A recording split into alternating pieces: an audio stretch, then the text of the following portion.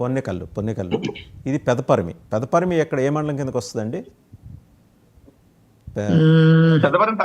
తాడికొండ. మరి వాళ్ళు కూడా వాళ్ళు సైకిల్ మీద అనౌన్స్మెంట్లు ఇచ్చుకుంటున్నారండి వంశీకృష్ణ గారు.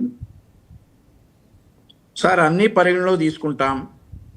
రాష్ట్రానికి ఒక రాజధాని నిర్మించాలనే తపంతో అన్ని మీరు పరిగణలో తీసుకోవడం కాదు సార్. మీరు ఆల్రెడీ భూసేకరణ అని చెప్పి ఆ గ్రామాలకన్నీ నోటిఫికేషన్ ఇచ్చిన పరిగణలో గట్ట తీసుకుంటారు. అసలు మాట్లాడే అర్హత లేదు వెంకటరెడ్డి గారు. అమరావతి గురించి కానీ రాష్ట్రంలో ఉన్న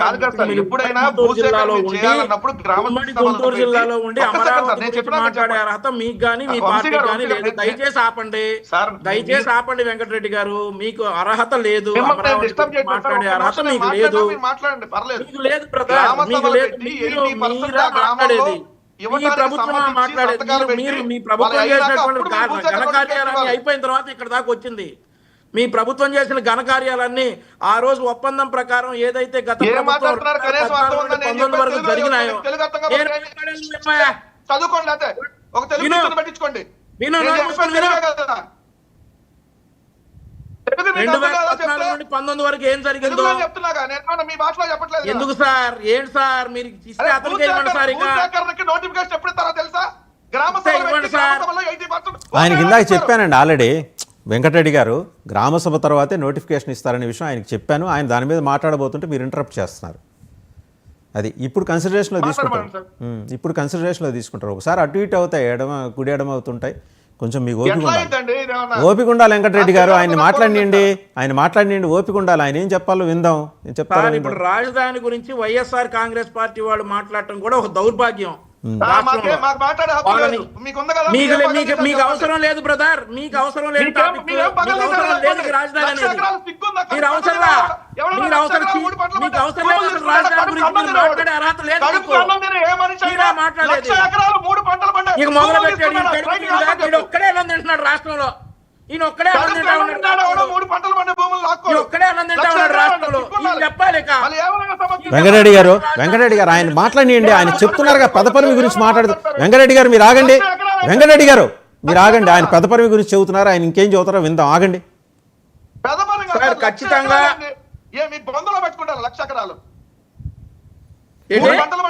ఏమండి ఆయన మాట్లాడియండి. వెంకటరెడ్డి గారు ఆయన మాట్లాడియండి. 32 ఎకరాల్లో ప్యాలెస్ ఎందుకు నీ నాయకుడికి? 32 ఎకరాల్లో ప్యాలెస్, ఊరు ఇళ్ళు, 32 ఎకరాలు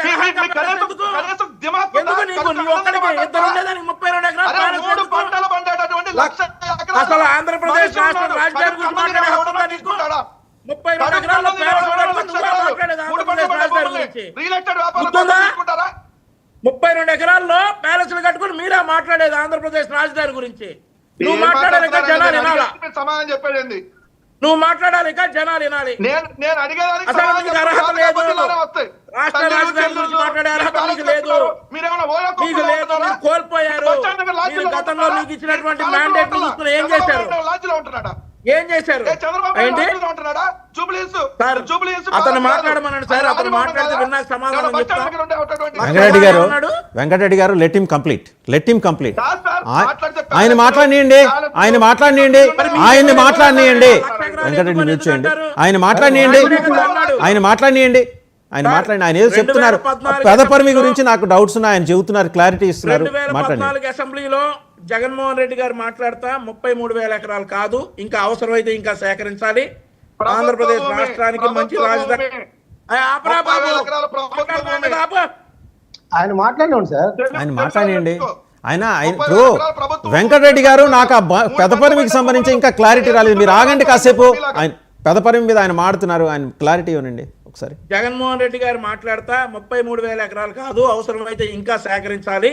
రాష్ట్రానికి ఒక మోడల్ రాజధాని అవసరం. ఇవన్నీ చేద్దామని అన్నటువంటి వ్యక్తి 2019లోకి రాగానే అక్కడ ఉన్నటువంటి అన్నింటినీ నాశనం చేసి ఈరోజు జగన్మోహన్ రెడ్డి గారు కనుక 2019 నుండి 24 వరకు కరెక్ట్గా చేసినట్లయితే, గతంలో ఆయన మాట్లాడిన మాటలకు కట్టుబడి చేసినట్లయితే ఈరోజు రైతులకి దుస్థితి వచ్చుండేది కాదు.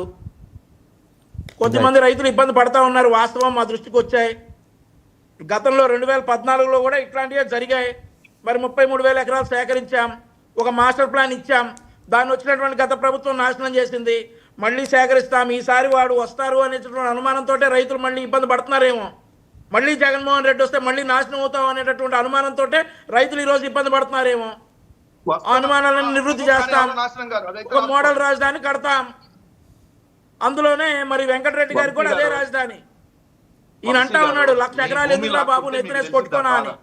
మరి వాళ్ళ నాయకుడికి ఎందుకు 32,000 ఎకరాలు? మాట్లాడితే తెలియదు మీకు ఆ బాధ. మీరు కూడా అవును, గత మీకు 5 సంవత్సరాలు తెలిసింది సార్. 2014లో కూడా ఇట్లాంటి చిన్న చిన్న సమస్యలు వచ్చాయి, 2014లో కూడా ఇట్లాంటి చిన్న చిన్న సమస్యలు వచ్చాయి. మేము వాటిని అధిగమించుకొని ముందుకెళ్ళాం, ఒక ప్లాన్ ఇచ్చాం, దాన్ని నాశనం చేశారు. మళ్ళీ వీళ్ళు వస్తారేమో అని చెప్పేసి బాధ. ప్రాంతంలో ఎలా ఎలా లాక్కుంటారో మీ ఇంటిని కూడా మీ ఊరిని కూడా కరేడ్ లాగానో అలా మొత్తం నిర్వీర్యం చేస్తా ఉంటే అప్పుడు తెలుస్తుంది. ఇక మీరు మాట్లాడాలి బ్రదర్, లాక్కోటాలు చీకోటాల గురించి మీరు మాట్లాడాలి, ప్రజలు వినాలి. దౌర్భాగ్యం కాకపోతే మీరు మాట్లాడాలి, మీరే మాట్లాడాలి. వైఎస్ఆర్ పార్టీ వాళ్ళే ఏమండి వెంకటరెడ్డి గారు ఆ పెదపరిమి గురించి అడుగుతుంటే అది కానీ ఇట్లేదు. మీరు ఆయన పెదపరిమి మీరే మాట్లాడాలి. ఏమండి ఒక నిమిషం బండారు గారు, వంశీకృష్ణ గారు, వంశీకృష్ణ గారు నేను ఆ ప్రశ్నకి సమాధానం చెప్పండి. పెదపరిమికి సంబంధించి చెప్పండి. మీరు 2010 గతం ఎందుకండి, వర్తమానంలోకి రండి. అవి చూసాం రెండు, అందుకనే వాళ్ళు అట్లా వెళ్ళిపోయారు. వాళ్ళు అది చేసే 11కి వెళ్ళారు. వాళ్ళ సంగతి వదిలేయండి. ఇప్పుడు సంగతి చెప్పండి, పెదపరిమి సంగతి చెప్పండి. చెప్పాలి, వాళ్ళు 11కి ఎందుకు వెళ్ళారో చెప్పాలి. చెబుతూనే ఉన్నాం, ఎన్ని రోజులు చెప్పుకుంటాం. వాళ్ళ గతం కాదు, మీ భవిష్యత్తు చూసుకోండి. వాళ్ళ గతం ఎందుకు, వాళ్ళ గతంలో ఉన్నారు ఆల్రెడీ. ఇట్లాంటి ఇష్యూస్ వచ్చాయి, 2014లో కూడా ఇట్లాంటి ఇష్యూస్ వచ్చాయి, ఓవర్కమ్ చేశాం. రైతుల్ని మేము మాట్లాడటం జరిగింది, వాళ్ళందరూ అంగీకరించారు. ఇప్పుడు వాళ్ళతో మాట్లాడతారా మీరు? పెదపరిమి వాళ్ళతోటి మాట్లాడతారా? పెదపరిమిలో మాట్లాడతారు, ఖచ్చితంగా మాట్లాడతారు. ఇదేం అణచివేసే ప్రభుత్వం కాదు, ఎదిరిస్తే తొక్కుకుంటా వెళ్ళే ప్రభుత్వం కాదు, ఎదిరిస్తే ఎంపీని సైతం కాళ్ళ మీద కొట్టే ప్రభుత్వం కాదు. ఖచ్చితంగా పెదంపరిమి రైతులతో కానీ ఎవరైతే నిరసనలో ఉన్నారో వాళ్ళందరితో మాట్లాడి వాళ్ళని ఒప్పించడం జరుగుతుంది. సరే, మస్తాన్ రావు గారు ఫైనల్ గా చెప్పండి. వంశీకృష్ణ గారు డెమోక్రటిక్ గా ఉన్నారు, ఆయన ఖచ్చితంగా మాట్లాడతాం, ఎలాగోలాగో ఒప్పిస్తామని కూడా అంటున్నారు ఆయన. సో ఒప్పించిన తర్వాత ఇంక పంచాయతీ లేదుగా అంటే లేదు. కానీ అంటే నేనేమనేదంటే ఇప్పుడు తాడేపల్లి రైతులు కూడా గతంలో వాళ్ళ భూములు ఇవ్వమంటే వాళ్ళని గ్రీన్ జోన్లో పెట్టారు. సో అలాంటి వాటికి కాకుండా వాళ్ళ భూములు వాళ్ళు అంటే కొంత ఎవరైతే పూలింగ్ ఒప్పుకుంటారో వాళ్ళ దగ్గర తీసుకుంటే తప్పలేదు, లేదా సేకరణ ఒప్పుకున్నా తీసుకుంటే తప్పలేదు. తీసుకోకపోతే వాళ్ళు ఒప్పుకోకపోతే గ్రీన్ జోన్లో పెడతారు, గ్రీన్ జోన్లో పెడతారు. వాళ్ళు అమ్ముకోలేరు అప్పుడు ఇంకా. అంటే అదే నేను అనేది, కక్ష సాధింపు చర్యలు కాకుండా వాళ్ళ భూములు వాళ్ళు ఏ విధమైన ఇప్పుడు హక్కులు ఉన్నాయో వీళ్ళ సేకరణకు ముందు పూలింగ్కి ముందు అదే విధమైన హక్కులతో వాళ్ళు జీవించే విధంగా ఉండటమే మంచి లక్షణం. ఆ విధంగా ప్రభుత్వం చేస్తే మంచిదని అనుకుంటాను నేను, గత అనుభవాల దృష్ట్యా. ఎందుకంటే తాడేపల్లి రైతులు ఈ రోజు కూడా వాళ్ళు నిరసన వ్యక్తం చేస్తూనే ఉన్నారు.